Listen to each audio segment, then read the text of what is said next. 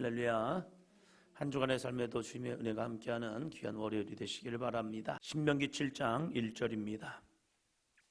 내 하나님 여호와께서 너를 인도하사 내가 가서 차지할 땅으로 들이시고 내 앞에서 여러 민족 헷 족속과 기르가스 족속과 아모리 족속과 가나안 족속과 브리스 족속과 히위 족속과 여부스 족속 곧 너보다 많고 힘이 센 7 족속을 쫓아내실 때에 아멘.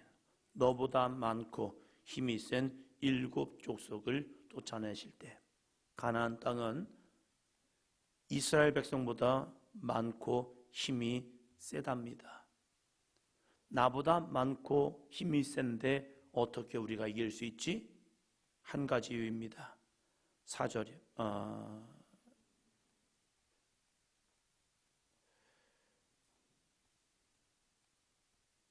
7절이요.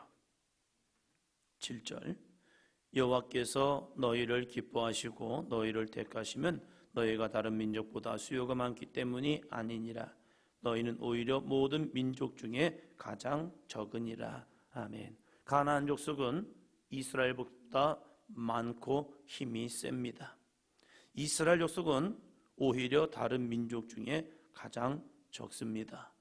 그런데 어떻게 이 작은 족속이 많은 족속, 큰 족속, 힘센 족속을 이길 수가 있습니까? 그건 있을 수 없는 일입니다. 안 되는 일입니다. 38년 전에 이스라엘 백성들이 가나안 정탐을 하고 나서 그들이 했던 고백이 있었습니다. 그 땅 백성들은 거민이요 아낙 자손이었고 우리가 볼 때에 저들은 큰 거민인데 우리는 메뚜기 같은 존재입니다. 어쩌면 그 말이 정답이기도 합니다. 그래서 우리는 할 수 없습니다. 우리는 가면 죽습니다. 이렇게 얘기하는 것이 어쩌면 이성적으로 보면 맞는 말일 겁니다. 그런데 하나님은 이스라엘 백성들에게 말합니다. 여호와께서 너희를 기뻐하시고 너희를 택하심은 하나님이 기뻐하시고 하나님의 거룩한 선택 가운데 나아간다면 아무리 그들이 세고 강하다 할지라도 많다 할지라도 이 땅은 우리의 땅이 될 수 있다는 겁니다. 왜요? 하나님이 그들에게 주시면 된다는 겁니다. 하나님이 우리에게 주지 않은 것이 문제이지 하나님이 우리에게 주시면 그 땅은 우리의 땅이 될 수 있다라고 말하고 있습니다.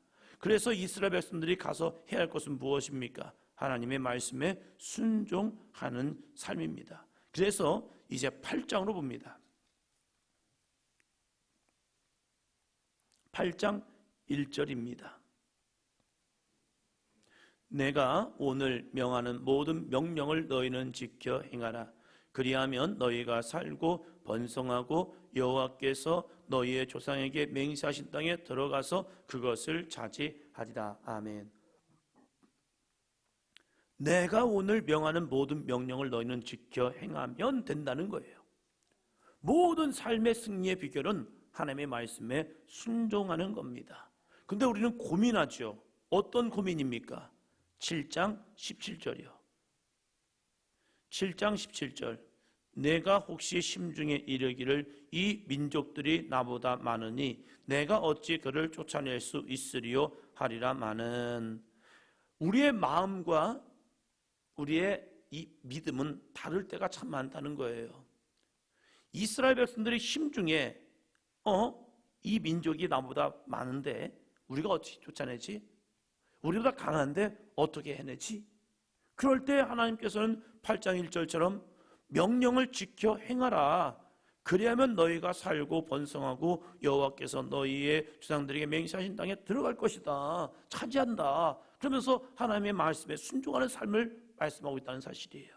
이것을 아름답게 만들어낸 사람이 누구입니까? 여호수아이죠. 여리고성을 칠 때부터 하나님의 명령에 그냥 순종하는 겁니다. 이건 말도 안 되는 겁니다. 아니, 자기들이 이 성을 돈다고 해서 이 성에 무슨 변화가 있겠습니까? 그 성에 둘러싸서 함성을 지른다고 무슨 일이 일어나겠습니까? 함성을 지르면 그냥 소리 지른 거죠. 그런데 하나님께서는 이 여호수아와 이스라엘 백성들에게 명령하였고, 너무나도 기가 막힌 사실이 이스라엘 백성들이 여호와의 이 지시하는 대로 순종했다는 겁니다. 어떤 사람은 자기 생각이 있을 겁니다. 자기 마음이 있을 겁니다. 이게 되겠어? 아니 왜 뭐 하는 거야 도대체? 아니 이게 말이 돼? 말이 안 되는 거예요. 그런데 하나님은 하셨습니다. 누구에게요? 명령에 순종하는 자에게요. 우리가 신앙생활할 때 하나님의 말씀이 내 안에 들려질 때가 있습니다. 근데 그것이 내 안에 부담스러워요. 거북스러워요. 어떤 때는 하기 싫습니다. 굉장히 그게 내 마음에 부대껴요. 그래서 이건 아니야. 이건 있을 수 없어. 아니 이러면 나 어떻게 하라는 거야? 나 죽으란 얘기야? 아니 이게 말이 돼? 이렇게 우리에게 다가올 때가 있습니다. 그런데 때로는 주님께서 우리에게 이렇게 말씀합니다. 죽어라. 죽어라.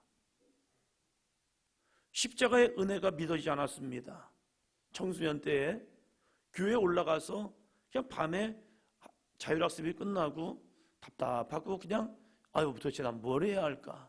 답답하고 그럴 때 자율학습 끝나는 시간이 늦은 시간이죠. 빨리 오면 한 10시 반, 늦게 오면 한 12시 이렇게 와서 그냥 답답하니까 교회 올라가는 겁니다. 교회 집에서 교회까지 올라가서 교회는 여전히 교회 앞에는 십자가가 켜 있습니다. 그래서 예배당에 들어가서 십자가를 바라보면서 도대체 이게 뭘까? 십자가가 믿어지지 않는 그 모습 속에서 하나님의 귀한 응답이 오더라고요. 그게 믿어지지 않니? 왜 믿어지지 않아? 그럼 너 한번 죽어봐라. 그럼 내가 살려줄게. 이 거룩한 감동이 저에게 오는 거예요. 그럴 때 제가 구배한 것은 이겁니다. 그냥 하나님 그냥 안 죽을 테니까 그냥 잘 믿겠습니다. 믿고 그냥 안 죽는 게 나을 것 같습니다. 믿어지지 않는 것 때문에 우리는 고민하거든요. 내 생각 때문에 많은 고민을 하거든요. 말씀이 주어졌지만 그 말씀을 내가 생각해 보면 이건 말이 안 되는 일들이 참 많아요. 그런데 하나님 우리에게 뭐라고 말합니까? 모든 명령을 지켜 행하라. 그리하면 우리에게 기적이 일어난다는 거예요. 이스라엘 백성들은 그 기적으로 살아왔습니다. 자신의 뒷모습을 보면요 하나님의 가신 놀라운 기적들입니다. 그것이 바로 2절입니다. 8장 2절. 내 하나님 여호와께서 이 40년 동안에 내게 광야길을 걷게 하신 것을 기억하라. 이는 너를 낮추시며 너를 시험하사 내 마음이 어떠한지 그 명령을 지키는지 지키지 않는지 알려 하심이라. 아멘. 이 모세가 광야 40년의 시간을 되돌아보니까 왜 우리가 이 40년 동안 이렇게 돌아왔을까? 일주일이면 갈 수 있는 고센 땅에서 가나안 입구까지 일주일이면 갈 수 있는 그 길을 왜 40년의 시간 동안 우리는 돌아왔을까? 불순종 때문에? 그건 맞아요. 그럼 불순종으로 끝날까? 아니라는 거예요. 이 40년의 시간이 영적인 의미가 있다는 거예요. 외적으로 나타나는 모습은 이스라엘의 불순종 때문에 40년이 돌아왔지만 영적인 모습을 보니까 이것은 하나님의 분명한 뭔가가 있다. 근데 그 뭔가가 무엇이냐? 내게 광야길을 걷게 하신 것을 기억하라. 이는 너를 낮추시며 너를 시험하사 내 마음이 어떠한지 그 명령을 지키는지 지키지 않는지를 알려 하심이라. 하나님께서 나로 하여금 빠른 길이 있는데 분명히 빠른 길이 있어요. 그런데 왜 하나님이 늦추실까? 왜 돌아가게 하실까? 무엇 때문일까? 그것은요 너를 낮추시기 위한 하나님의 시험이었다는 사실이에요. 저에게도 재수 생활이 있었죠. 왜 재수를 했을까? 돌아보면요 한 가지예요. 제 고집이 많았고 제 생각이 많았기 때문에 그래요. 제가 충격적인 일이 재수할 때 선생님이 너 어디 가려고 하냐고 물어보더라고요. 그래서 담임선생님한테 얘기했죠. 신학교를 가려고 합니다. 아니 갑자기 이과를 하다가 자기는 선생님이 저한테 한마디 당부한 게 있거든요. 너는 말하는 직업은 하지 마라. 고등학교 때 이 3년 동안 2년 동안 저희 아셨고 많이 사랑해 주셨고, 그러면서 이제 고등학교 3학년 때 담임 선생님 되셔가지고 저를 지도해 주시면서 저를 굉장히 애정을 가지셨거든요. 그래가지고 교회 학생회 회장이라고 그러면서 이렇게 막 잘해 주셨고, 어렸을 때 자기도 신앙생활 했는지, 어머니는 신앙생활 하시는데 자기는 안 하시거든요. 그리고 결혼도 안 하시고 독신으로 계속 사시다가 은퇴하시고 그랬는데 굉장히 사랑해 주셨어요. 그래서 저한테 정말로 당부하는 말이, 너는 말하는 직업은 하지 마라, 그러면서 그렇게 진로를 정해 주셨는데, 제가 신학교를 간다니까 얘가 그런 거예요. 그러면서 하시는 말씀이, 야, 신학교 가려면 3학년 때 얘기하지, 충분히 갈 수 있었는데 왜 굳이 이 시간 오냐. 저도 몰랐지요. 왜 돌아갈까? 갈 수 있는 길이 있음에도 불구하고 왜 돌아갈까? 그것은요, 하나님께 묻지 않는 것. 두 번째, 하나님이 응답하셨지만 우리가 그 말씀에 순종하지 않기 때문입니다. 묻지 않고 내 길을 가니까 하나님이 그 길을 돌려주는 거예요. 왜요? 그 길이 아니거든요. 그래서 거기서 빙빙 돌게 하다가 거기서 고민하게 만듭니다. 왜 내가 여기서 방황하고 있지? 내가 왜 여기서 돌고 있지? 그럴 때 그 인생의 고민 속에서 그럼 난 뭘 해야 할까? 내가 가는 길이 잘못되었구나. 우리를 낮추시는 겁니다. 우리의 교만을 없게 하시는 겁니다. 그리고 그때서야 하나님께 묻는다면요, 하나님은 말씀하십니다. 하나님의 응답하심이 이스라엘 백성에게 있었습니다. 뭡니까? 너희는 출애굽하라. 왜요? 그것은 너희 조상 아브라함과 이삭과 야곱에게 하신 약속이고 그 약속을 나는 이룰 것이다. 그래서 너희를 젖과 꿀이 흐르는 땅으로 인도하리라. 이 말씀을, 약속을 받았잖아요. 그래서 그들은 출애굽을 했잖아요. 출애굽을 통하여서 그들은 시내산에서 율법을 받았고 거룩한 백성이 되기 위해서, 제사장 나라가 되기 위해서 성막을 또 주셨잖아요. 그러면 이들은 그 말씀을 가지고, 약속을 가지고 올라가면 됐습니다. 그런데 그들이 왜 돌아가냐 이거예요. 한 가지, 불순종 때문이었습니다. 불순종은 왜 나타납니까? 교만 때문에 그래요. 내가 하나님의 뜻보다 더 잘 알아. 내가 내 길을 더 잘 알아. 그래서 난 이 길로 갈 거야. 근데 하나님은 아니야, 너 저 길로 가야 해. 한데 아니에요. 하나님이 저를 모르시네요. 저는 이러한 성격과 기질과 이러한 재능이 있어요. 그래서 나는 이 길로 가는 게 내 인생은 맞아요. 하나님, 그러지 마세요. 좀 부담스러워요. 하면서 내 길로 가니까 어떻게 합니까? 하나님께서 광야를 걷게 하신 거예요. 그 광야 여정을 통해서 하나님이 이들을 낮추셨다는 사실입니다. 오늘 우리의 삶 속에 돌아가는 길이 있습니까? 이상하다. 왜 나를 이렇게 돌아가게 만들지? 아닌데, 나는 이 길로 가면 분명히 이 길이 돼야 하는데 왜 나에게 이 발걸음을 멈추게 하실까? 왜 이렇게 멈춰서 해서 나를 못 가게 할까? 분명한 이유가 있다는 겁니다. 너 내 목소리 들어. 그러면서 우리를 낮추시고 줄이게 하신 거예요. 3절 볼까요? 너를 낮추시며 너를 줄이게 하시며 또 너로 알지 못하며 내 조상들도 알지 못하던 만나를 내게 먹이신 것은 사람이 떡으로만 사는 것이 아니요 여호와의 입에서 나오는 모든 말씀으로 사는 줄을 내가 알게 하려 하심이니라. 아멘. 여기서 우리가 잘 생각할 것은요, 사람이 떡으로만 사는 것이 아니요 여호와의 입에서 나오는 모든 말씀으로 사는 줄을 내가 알게 하려 하심이니라. 우리가 사람들이 하나님의 입에서 나오는 모든 말씀을 먹고 산다. 그럼 우리가 잘못 생각하면요, 성경을 먹고 사나? 성경 말씀을 우리가 먹고 사는 건가? 이게 아니라 광야는 먹을 게 없어요. 광야는 마실 물이 없습니다. 그래서 그들은 광야에서 우리 굶어 죽겠네? 우리 목말라 죽겠네? 모세야, 왜 우리를 이곳에 인도해서 우리로 목말라 배고파 죽게 하느냐? 이런 말을 합니다. 그런데 하나님은 모세의 입술을 통하여 말씀하셨습니다. 여호와께서 말씀하셨어요. 뭐라고 말씀하셨느냐? 너희는 죽지 않아. 너희는 목마르지 않아. 너희는 배고프지 않아. 하나님의 말씀이 모세를 통하여 증거된 거예요.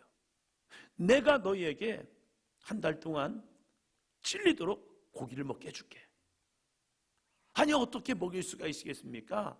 하나님 말이 안 돼요. 그런데 이것은 여호와의 말씀이니라.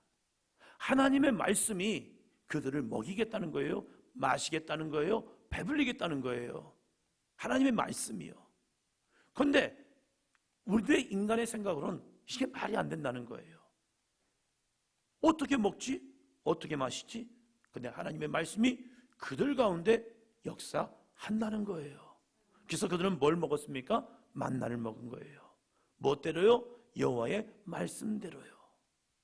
떡으로 사는 것이 아니라 떡이 있어야 그들은 사는 줄 알았는데 하나님의 말씀이 역사하니까 만나를 먹었고 반석에서 물이 터져나와 그 물을 마셨고 쓴 물이 변하여 단물이 되는 기적을 경험하게 되었고 메추라기가 날라와서 자신들에게 그냥 와서 잡혀주는 거예요. 그래서 그들이 질리도록 이 고기를 먹는 거예요.